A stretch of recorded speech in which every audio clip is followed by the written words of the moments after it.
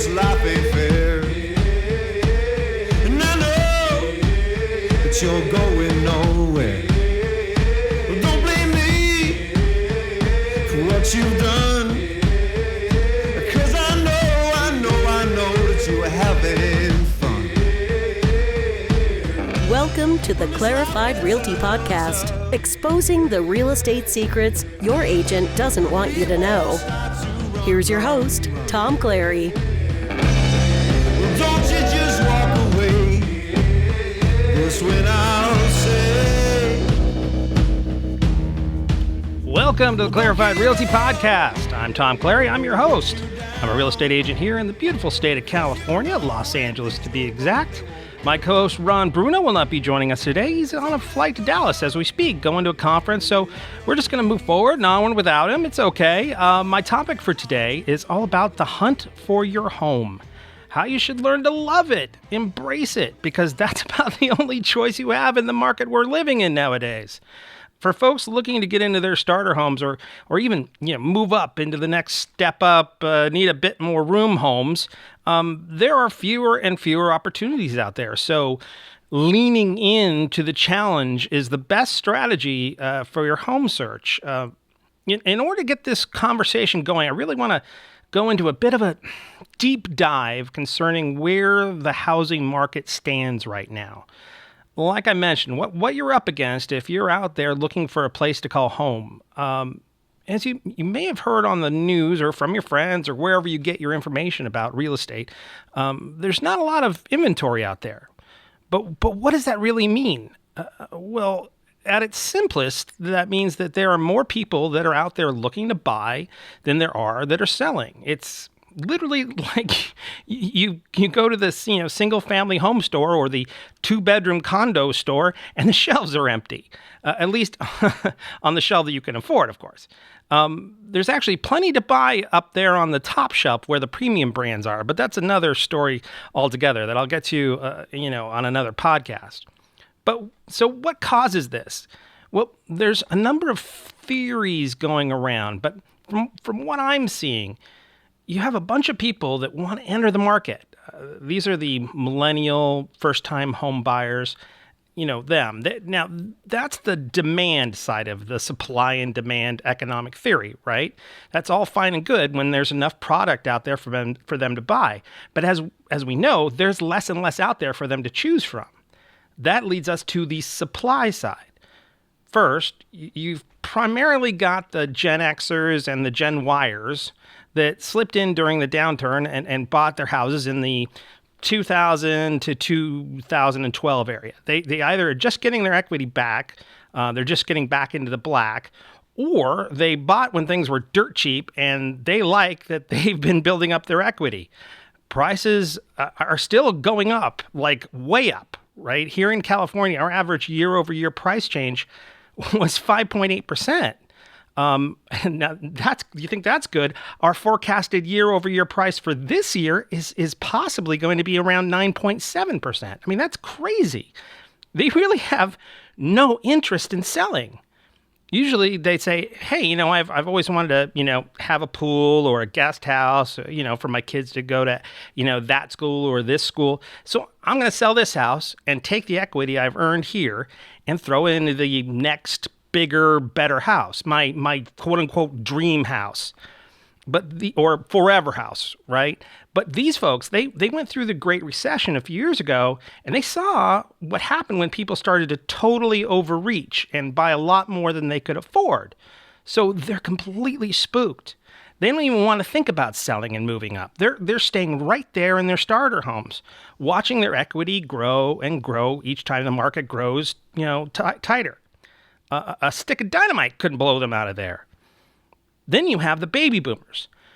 The baby boomers make up most of the middle class and the upper class. Now, they also went through the recession, and they've got a completely different viewpoint on the whole thing. They have all the equity in their houses, and they're looking at all the craziness going on below and saying, well, I got my house free and clear, and I might maybe someday want to downsize, but what the hell can I really even get with my money nowadays? Sure, I can spend, $500,000 on a new 1-bedroom condo, but I'm not going to have much left over after that. That's why I really think that economists and experts are totally missing the boat on the baby boomers. As of now, they've got no incentive to downsize. We either have to see more housing get built, basically have the government start relaxing some regulations on construction and permitting to get more inventory on the market, or, I hate to say it, but the boomers are going to have to die. Literally, it's pretty much those two choices. Either something has to give on new home construction, opening up more opportunities, or those folks that have paid off their homes are only going to be leaving them in the back of ambulances or hearses. I don't like to be dark, but that's sort of how this market is looking. I mean, there is another option in that, there has been, it's been floated out there that potentially, if they reduce the capital gains tax, it might make it finally worthwhile for some of them to sell their houses. Okay, fine. I'm sure they would probably prefer that to the whole death thing, but we'll have to see if that actually happens. We don't know for sure.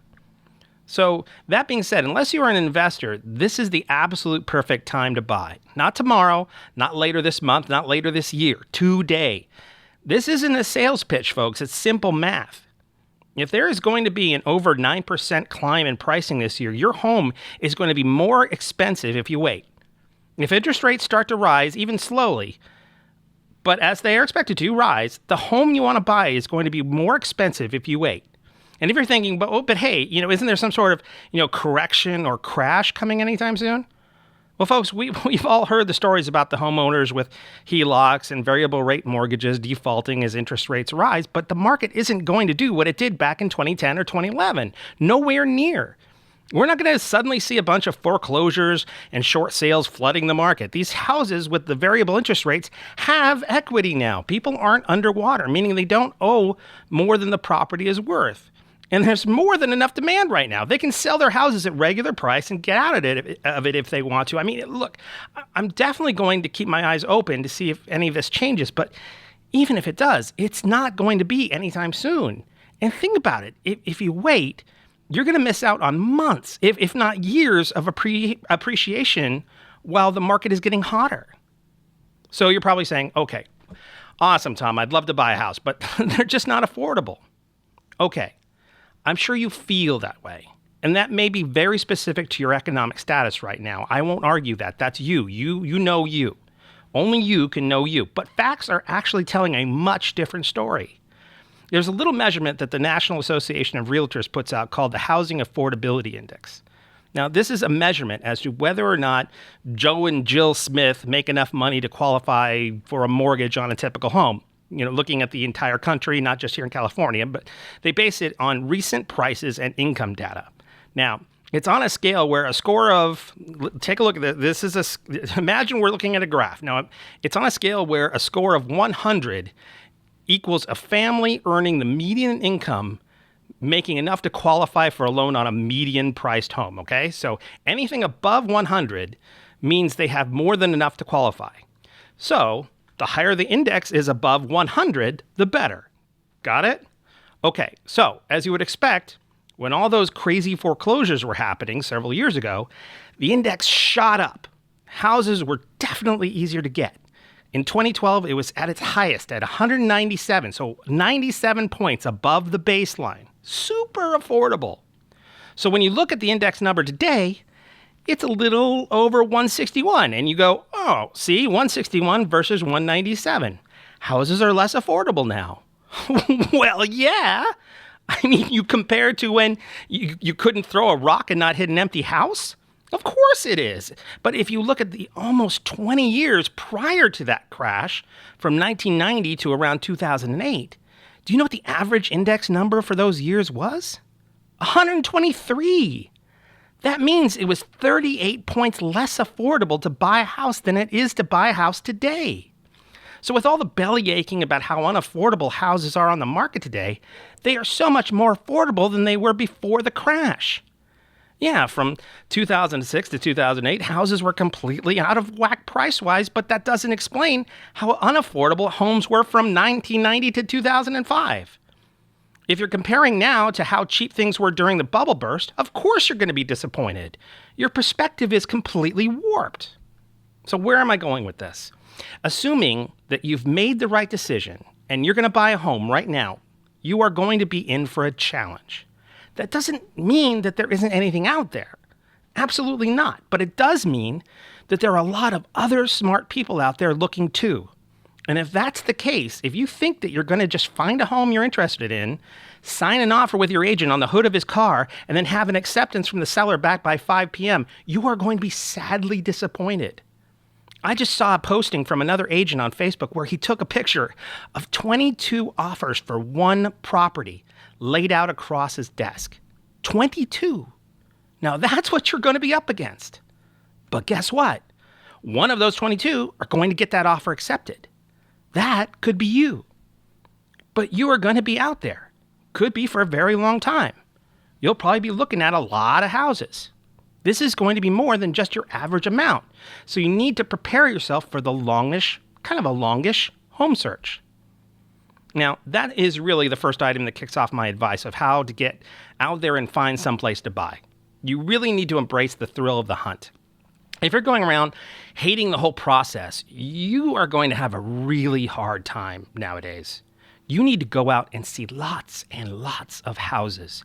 And I'm not talking breezing through 30 or 40 of them on Zillow or Redfin and then going out to see 1 or 2 open houses. When I say you need to see lots and lots of houses, I'm saying you need to go out on a Saturday or Sunday, have a little brunch with your spouse or significant other, and then go to see every open house that there is in the area you're looking at. Seriously, if you are thinking that seeing things on the internet is good enough, you could potentially be missing some gems that other people like yourself are completely discounting when they see the crappy pictures online. Just like you, they are seeing these dark and awful photos and go, ugh, I don't want that one next. But what they don't understand is that there are plenty of absolutely horrible photographers out there, or agents trying to save money by taking pictures with their iPhone. And when you take that extra step and actually hit the street and walk the house, maybe there's a gem that you find. Maybe there's a house that, there's some nasty ass, chartreuse shag carpet in the living room, but you can take that shit out so easily. Maybe the layout is absolutely perfect for you and your family, and you would have completely missed out on it. And I'll go into these little ugly nasties a bit later, but this is why you can't really know a house until you walk it. And the other reason you want to get out there, actually, looking at houses, is because you start to really learn, for lack of a better word, the pulse of the market you're looking at.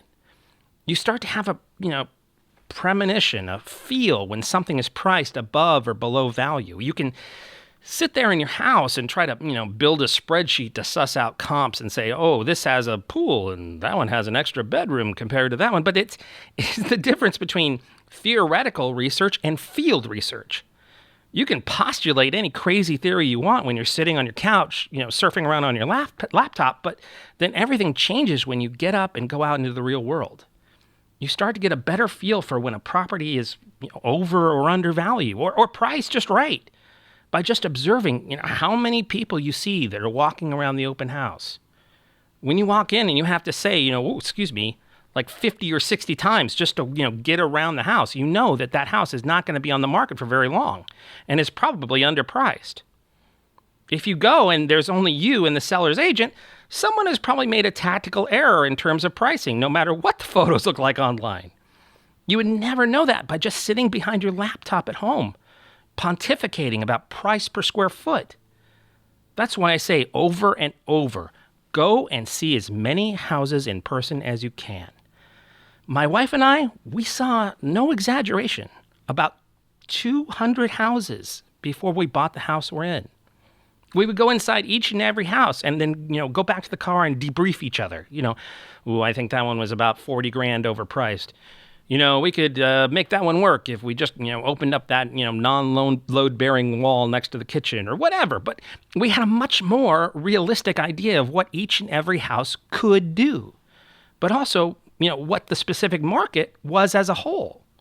Now, because you're going to be seeing a lot more houses, I want to take a little side trip here into a conversation about buyer's agents. Now, Listen, agents make a lot more money by getting clients into escrow as fast as possible. It's just a reality.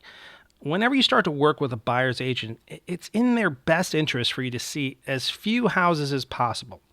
Think about it from their standpoint. Broken down like a salary, the more time they spend with you, the less money they make. If they spend 40 hours looking at houses with you instead of only 20 hours, let's say, then their per hour rate effectively goes down.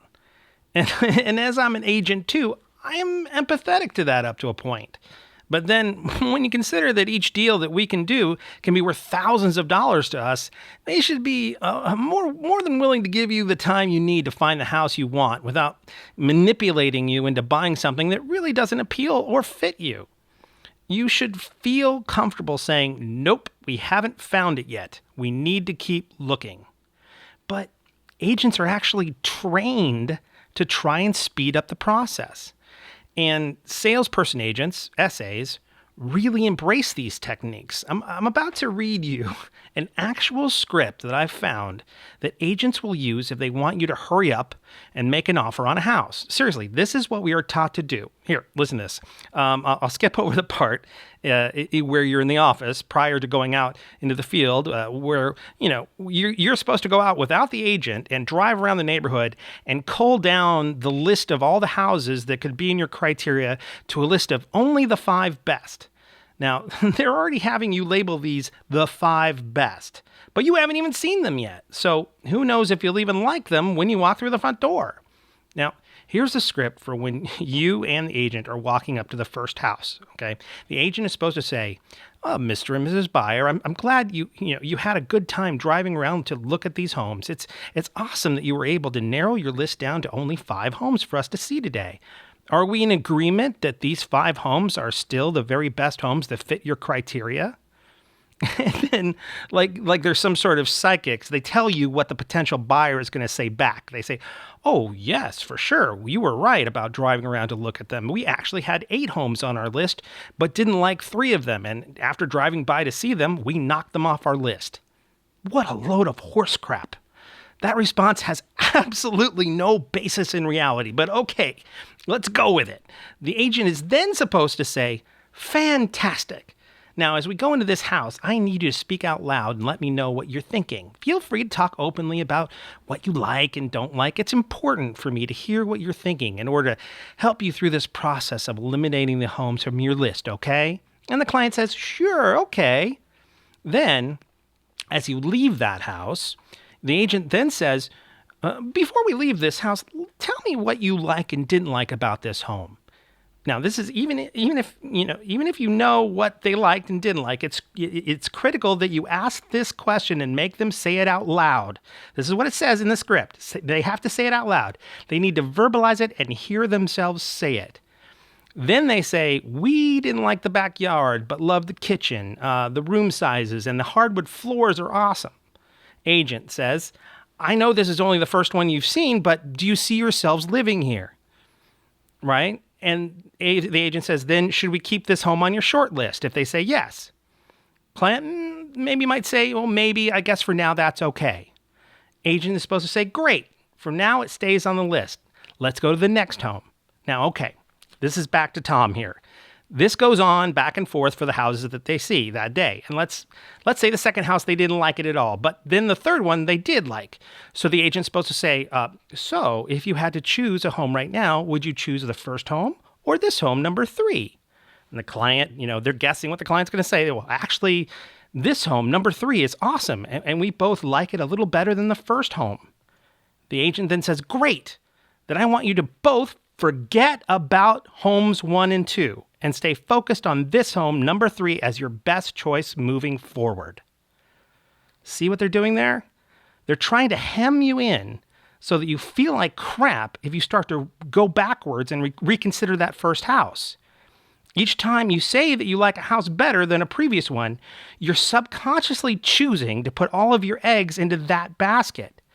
You are helping your agent narrow down your options. They then, wrap up by saying, after showing the last house, there should be a very clear decision as to which one is their favorite and which is their backup. This is the script here. This is not me saying this is a script. You may need to show them these houses again back to back to assure them that they've made the right decision. However, many times they're ready to go back to the office and write an offer right away. Seriously, this is what agents are taught to do. That's why when you pick an agent, you need to make sure that, number one, they are on board with the fact that you may want to see more houses than the average client.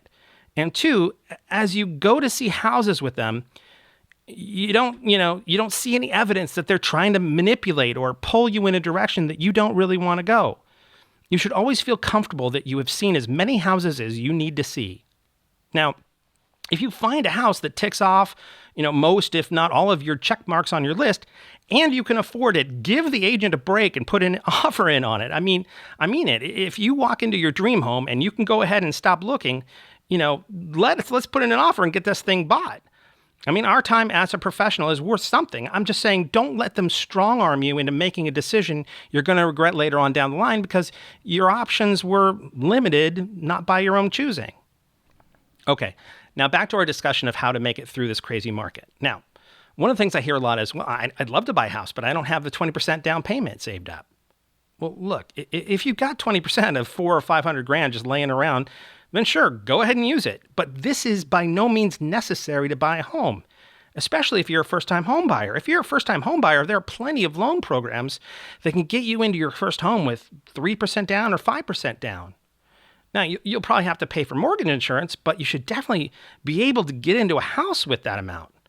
So you might already have what you need, so you don't miss this perfect window of home prices and low interest rates before it appreciates more and the rates go up through the roof. In a blog article by the real estate website KCM, they took a look at how long it would take for a person in each state to save a 10% down payment. They used the percentage of income spent renting a 2-bedroom apartment and the amount needed for a 10% down payment on the state's median home price. Here in California, you're not going to believe this, but it would take someone almost 23 and a half years to save 10% towards a house. And that's not even, a 20% down payment. That's only 10%. Now, on the other side of that coin, in order to save a 3% down payment, that number comes down to 7 years. That's a huge difference. Now, individual results may vary, but by getting in earlier instead of later, you can take advantage of all the years of equity and appreciation you would have missed out on if you'd stayed on the sidelines trying to save up for a bigger down payment. And when you have enough appreciation, you can refi and potentially get rid of your mortgage insurance. This is why I recommend that if you can be okay with 3% down, you should take advantage of it. It could be what gets you into the market now rather than later when prices and interest rates are going up. The next thing that I would recommend to survive out there in your house hunt nowadays is don't fall in love with any single house. Emotional detachment is key until you close your escrow and your agent hands you the keys. Imagine that until everything is all said and done, your Facebook profile is set to still looking. Time and time again, I see clients get all invested in a home only to lose it in a bidding war. Now, I'm not saying don't be completely unemotional about a house you like. You're going to, hopefully be spending a big portion of your life living inside of it. So that's a very emotional thing. I'm just saying you should still be, dating on the side until you both decide to commit to each other. Trust me, in this market, you are going to get your heart broken a couple times before you finally find that one to walk down the aisle with. That being said, when you do find a good one that you could settle down with, don't get all tricky with your offers either. Now, it's definitely a seller's market, and you are just going to get shut down if you try to come in lower than what the house is valued at. If you really like the house that you've seen, it is definitely not worth it for you to think you are some master negotiator and you're going to somehow get them to come down on the price by $20,000. Nuh-uh, that's a waste of your time and your agent's time. If it's overpriced, sure, you should definitely not pay more than the value of it. But if it's priced right, you should have no problem putting a full-priced offer in. Don't think you're going to come in at 10% below and, if you have to, work your way up. You're going to make the seller pissed, and he's not going to want to deal with you again, no matter how much you increase your offer. And also, make sure you listen to your agent on this one. If they're telling you to come in strong, I strongly advise you take their advice. They're trying to tell you what it's going to take to get the job done, and being tentative or playing hard to get is going to make you lose out. And here's another reality of the seller's market. More often than not, there's going to be bidding wars. I've had clients when I say, okay, they've got, 3 other offers on the house, tell me, oh, well, we don't want to get ourselves into a bidding war. Never mind. Well, why the hell not? Going to a bidding war isn't the problem. The problem is not knowing what your top price is. If your agent has done their homework, they should be able to tell you what the top value of the house is. They should be able to go, well, they priced it at $450,000, but I think it could be worth up to $465,000. If that's the case, it doesn't matter what anyone else is bidding. Either you have the top number or you don't. It's that simple. Let someone else pay $470,000 for it. They're going to take a bath to the tune of $5,000. Heck, they probably want to praise for that anyway. But don't get all nervous about potentially getting into a bidding war. Either you're going to win or lose. And you definitely lose, all the times you don't try. Next, I spoke about this a little bit before when it comes to, going out and actually looking at homes. And, there's the ones that have those certain not so awesome features, let's say. There's, ugly wallpaper, or there's wood paneling in the den. There's these other weird cosmetic problems. Basically, they're not the most gorgeous things, but they're not deal killers either. You got to embrace these. These are your friends. In my experience, 9 out of 10 buyers will take one look at it, crinkle up their nose, and say, no thanks. But when they do that, you win. Because you know that you can take down that wallpaper. You can pull down the wood paneling. These are the places that probably won't, have really busy open houses and will be easier to get better deals on. So I hate to put it this way, but in this market, lowered expectations are not necessarily a bad thing. Try and find the ones that you can give your, Cinderella makeover to. And you'll probably have a lot less competition for them. And my last bit of advice about getting into this market, and I hope that you're not going to take this too personally, and this doesn't apply to all of you, but there are a big portion of you out there that need to hear this. And that's that you gotta quit whining. I mean it. It's just wasted energy. Most of you are looking at your options and just complaining about what you think you can or can't do. It's not even reality. Sure, things are difficult out there, but there are people buying houses. Houses are getting sold. First off, if you think you can't afford a house in this market, don't complain. Get facts. Talk to a lender. Talk to an agent like me. Whining is not winning. Do you hear me? Whining is not winning. The winners aren't the people who just look at things and go, darn, it would be nice to, buy a house when things were, less expensive. No, they're the ones that enjoy the hunt. They get off on it. They enjoy the process of trying to make their square peg fit in a round hole. And 9 times out of 10, they find a way to make that damn thing work. They hear no, and time and time again, they hear it, no, and again, and they say, F you, I'm still going to do it, no matter what you say.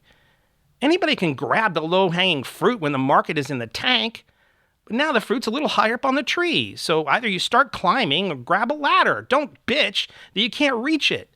The energy that you waste complaining about how the market is could be put towards a lot more productive use. So instead of talking about what you can't do, focus on what you can do. Sure, you're going to have to work, a bit harder, maybe a lot harder. But when you do find that house and your offer gets accepted, getting those house keys, plopped in your hand, let me tell you, that is going to be one hell of a satisfying feeling. Trust me. Well, that's about it for today. If you have any questions or comments, please don't hesitate to leave them for us on our Facebook page, facebook.com/Clarified Realty Podcast, all one word. If you have any questions about real estate or you're looking for someone to help you buy or sell a home, remember, I'm actually a licensed real estate agent. I'd love to help you out. Please email me directly at tom@clarifiedrealty.com or give me a call at 818-335-7662. Can't wait to talk to you. For more exclusive bonus content and advice between episodes, please check out our website, www.clarifiedrealty.com. Also on our homepage, you'll find links to helpful buyer and seller guides that can give you some great information for starting your home buying or home seller process, so definitely check those out. I'm on Snapchat, Twitter, and Instagram as well. My handle for all 3 of those are @ClarifiedRealty. Please leave feedback and reviews on iTunes or in the comment section on our page. Together, we're stronger. Remember that. If you have any questions or ways that we can make this podcast even better, please let us know. My amazing theme song, Hey Now, is from the band Wolf. That's Wolf with 2 Fs. And please go check them out and like them on SoundCloud. We'll also leave a link to the song in the credits if we can. They rock so hard, I'll pay more than full price to see them in any market. And just a little disclaimer, I'm licensed by the California Bureau of Real Estate. My license number is 01715353. The advice I give is only for properties located in the state of California. For all other states, please contact your local real estate agent or real estate professional. Well, that's it. Thanks for coming by, everybody. And remember, the greatest thing you can ever do is make someone feel at home. Take care. We'll see you next week.